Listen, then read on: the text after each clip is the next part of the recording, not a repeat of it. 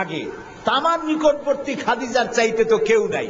খাদিজার কাছে গিয়েই রাসূলুল্লাহ দাওয়াত দিলেন। দাওয়াতটা কি বললেন? খাদিজা, এই যে চোখে দেখা লাত, মানাত, উজ্জা, হুবাল, এর একটাও খোদা না, এগুলো বেহুদা। এগুলা কিছু বানাইতে পারে না, কেউ সাহায্য করতে পারে না, এমনকি নিজেকেও বিপদ থেকে রক্ষা করার কোন শক্তি ওদের নাই। এক অদেখা আল্লাহ আছেন, যিনি ছাড়া কোন ইলাহ নাই। তোমাকে আমাকে তিনিই সৃষ্টি করেছেন, তাকে আল্লাহ হিসাবে মানো, যারা দেখা যায় না। আর আমি সেই আল্লাহর শেষ নবী, আমাকে নবী হিসাবে মানো। কত বড় কঠিন কথা, কত বড় কঠিন কথা। প্রিয় ভাই সব, পর্দার আড়ালের মা বোনেরা লক্ষ্য করুন, হযরত খাদিজাতুল কুবরা রাদিয়াল্লাহু তাআলা আনহা 40 বছরের বয়সের সময় মুহাম্মদ সাল্লাল্লাহু আলাইহি সাল্লামকে বিয়ে করেছিলেন। তখন তার বয়স 25 বছর। আর আজ 40 বছর বয়সে নবীজি নবুয়ত পেয়েছেন। 15টি বছর সময় পেয়েছেন রাসূলকে কাছে থেকে দেখার। হযরতে খাদিজা যখনই দ্বীনের দাওয়াত পেলেন, অদেখা আল্লাহকে বিশ্বাস করতে হবে, মুহাম্মদ সাল্লাল্লাহু আলাইহি সাল্লামের নবুয়ত মানতে হবে, এই প্রশ্ন যখন সামনে এলো, হযরতে খাদিজা কোনো প্রশ্ন তোলেন নাই, এক মুহূর্ত দেরিও করেন নাই, সঙ্গে সঙ্গে পড়ে নিয়েছেন লা ইলাহা ইল্লাল্লাহু মুহাম্মাদুর রাসূলুল্লাহ। হযরত খাদিজা বললেন আবুল কাসেম। তিনি মুহাম্মদ সাল্লাল্লাহু আলাইহি সাল্লামকে আবুল কাসেম বলে ডাকতেন, হে কাসেমের পিতা, হে কাসেমের পিতা। আমি ঈমান আনলাম আল্লাহর উপরে, যারে কোনোদিন দেখি নাই। আমি ঈমান আনলাম আপনার প্রতি, সেই আল্লাহর আপনি প্রেরিত রাসূল, নবী হিসেবে মেনে নিলাম। কারণ বিগত 15টি বছর আপনার সাথে থেকে আপনার মধ্যে যে আচরণ দেখেছি, এই আচরণ কোন সাধারণ মানুষের হতে পারে না। আপনি অবশ্যই আল্লাহর নবী, আমার কোনো সন্দেহ নাই। রাসূলুল্লাহ যা করেছেন, চারিত্রিক বিপ্লব করেছেন। তার কৈশোর, তার যৌবন ওই জনগণের মধ্যেই হয়েছে। আল্লাহ তাআলা সিরিয়া থেকে নবী এনে মক্কায় চাপায় দেন নাই, মিশর থেকে নবী এনে মক্কার উপরে চাপায় দেন নাই। ওই সমাজেই তিল তিল করে তিনি বড় হয়েছেন মানুষের মাঝে। আর মানুষেরা এক পর্যায়ে মুহাম্মদ এই নামটা ভুলেই গেল, তাকে ডাকা শুরু করলো আল আমিন বলে। সুবহানাল্লাহ। এটা নবুয়ত পাওয়ার অনেক আগে তাকে ডাকতো আল আমিন। বিপদে পড়লে বলতো চলো আল আমিনের কাছে যাই, ঝগড়া হলে বলতো চলো আল আমিনের কাছে যাই, আমানত রাখতে হবে চলো আল আমিনের কাছে যাই। তার নামই লোকেরা ভুলে গেল। এক পর্যায়ে নাম প্রচারিত হলো আল আমিন, মানে কি? বিশ্বাসী। তিনি নিজেকে তিল তিল করে গড়েছেন, আল্লাহ তাআলা গড়ে তুলেছেন তাকে। হযরতে খাদিজা তার প্রতি ঈমান আনলেন। রাসূলুল্লাহ দাওয়াত দিলেন তার বন্ধু, যার সাথে তার বন্ধুত্ব ছিল 20 বছরের, হযরতে সাইয়েদুনা আবু বকর রাদিয়াল্লাহু তাআলা আনহু, 20 বছরের বন্ধু। হযরত আবু বকরের কাছে রাসূলুল্লাহ যখন দাওয়াত দিলেন যে আমি আল্লাহ রাসূল, আমার উপর ঈমান আনো, এক আল্লাহর উপর ঈমান আনো, হযরত আবু বকরও এক মুহূর্ত দেরি করেন নাই, বলেছেন আপনি অবশ্যই আল্লাহর নবী, আমার তো কোনো সন্দেহ নাই এর মধ্যে। সুবহানাল্লাহ। রাসূল পাক সাল্লাল্লাহু আলাইহি সাল্লাম এই মক্কি জিন্দেগিতে মানুষদেরকে তৈরি করলেন আল্লাহর ইচ্ছা মাফিক। তিনি দাওয়াত দিলেন একটি, তিনি বললেন ইয়া আইয়ুহান নাস কুলু লা ইলাহা ইল্লাল্লাহ তুফলিহু।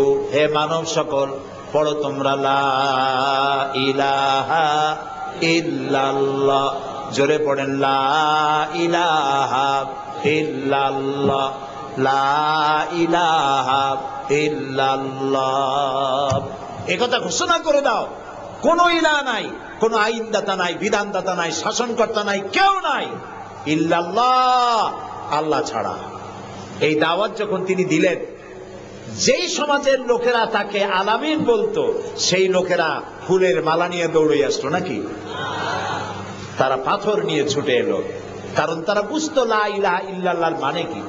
লা ইলাহা ইল্লাল্লাহর মানে শুধু কোন ইলাহ নাই আল্লাহ ছাড়া, মুহাম্মদ সাল্লাল্লাহু আলাইহি ওয়াসাল্লাম আল্লাহর প্রেরিত রাসূল, এই কথাটুকু যদি শুধু হইতো তাহলে মাইর খাওয়া লাগতো না। রাসূলুল্লাহ মাইর খান নাই, মুসা আলাইহিস সালাম মার খান নাই, ইব্রাহিম আলাইহিস সালাম খান নাই, এমন কোন নবী নাই। তিনজন নবী ছাড়া, কয়জন নবী ছাড়া? তিনজন নবী ছাড়া মার খান নাই, দেশান্তরিত হন নাই, গালিগালাজ শোনেন নাই, ঠাট্টা বিদ্রুপ শোনেন নাই, এমন কোন নবী নাই। কয়জন নবী বাদে? তিনজন। একজনকে আদম আলাইহিস সালাম, সে সময় কোনো মানুষই নাই, কাজী তারে বিরক্ত করবে কে? আর ছিলেন নূহ আলাইহিস সালাম, প্রথমে বাধা পাইলেন, পরে যখন বন্যা হয়ে গেল, সব যখন মরে গেল, তখন আর তারে বাধা দেওয়ার মতো কেউ ছিল না। আর একজন ছিলেন হযরত সুলাইমান আলাইহিস সালাম। হযরত সুলাইমানকে আল্লাহ সারা পৃথিবীর রাজত্ব তার হাতের মুঠায় দিয়ে দিয়েছিলেন, সেই জন্য তার বিরোধিতাকারী কেউ ছিল না। এই তিনজন বাদে ইয়া হাসরাতান আলাল ইবাদ, বান্দার উপর আফসোস, এমন একজন নবী রাসূল পাঠাই নাই যার সাথে সমকালীন যুগের লোকেরা ঠাট্টা করে নাই, বিদ্রুপ করে নাই, মারধর করে নাই। সবাই করেছে। কারণটা কি? কারণ কি? কারণ হলো লা ইলাহা ইল্লাল্লাহর মতো বিপ্লবাত্মক রিভলিউশন সৃষ্টিকারী কথা আকাশের নিচে জমিনের উপরে আর নাই। মানে কি? মানে হচ্ছে লা ইলাহা, কোন ইলাহা নাই, কোন আইনদাতা নাই, কোন বিধানদাতা নাই, কোন শাসনকর্তা নাই, কোন হায়াত আর মওতের মালিক কেউ নাই ইল্লাল্লাহ, আল্লাহ ছাড়া। এটি বিপ্লব সৃষ্টিকারী কথা।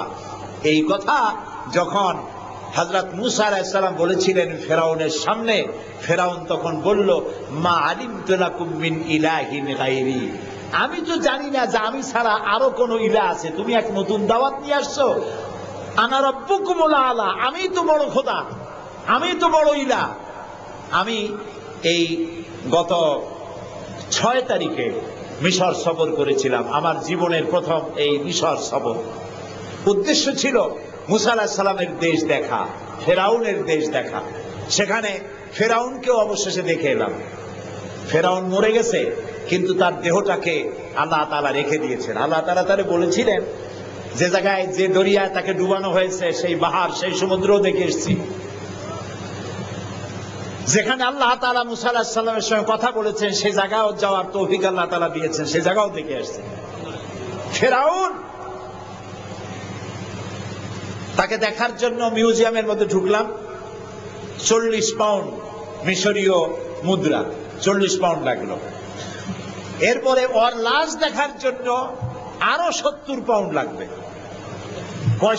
পয়সা খরচ করে এই শয়তানটাকে দেখতে গেলাম। কারণ আল্লাহ তাআলা বলেছেন, কুল সিরু ফিল আরদ ফানজুরু কাইফা কানা আকিবাতুল মুকাজ্জিবিন, ঘুরে দাঁড়াও, আমার পৃথিবী ভ্রমণ করো। আল্লাহ তাআলা বলছেন, আমার পৃথিবী ভ্রমণ করো আর দেখো মহাসত্যের অস্বীকারীদের আমি কি পরিণতি করেছি, দেখে আসো। সুবহানাল্লাহ।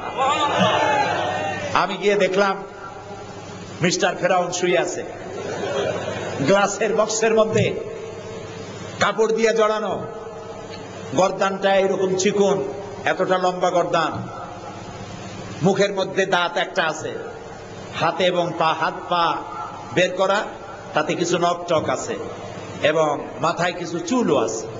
কয়েক হাজার বছর আগের লাশ। সে যখন ডুবতেছিল তখন বলতেছিল, আমান্তু, না হ্যাঁ, আমান্তু কামা আমানাত বিহি বানু ইসরাইল, আমি ঈমান আনলাম বনি ইসরাইলরা যার উপর ঈমান আনছে।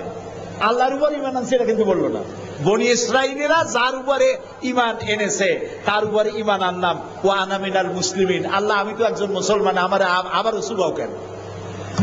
আল্লাহ তাআলা বললেন, আল আন, এখন, ওয়াকাদ আসাইতা কাবলু ওয়া কুনতা মিনাল মুফসিদিন, অথচ তুমি বিদ্রোহ ঘোষণা করেছো আর তুমি সবথেকে বড় সন্ত্রাসী। ও বলছে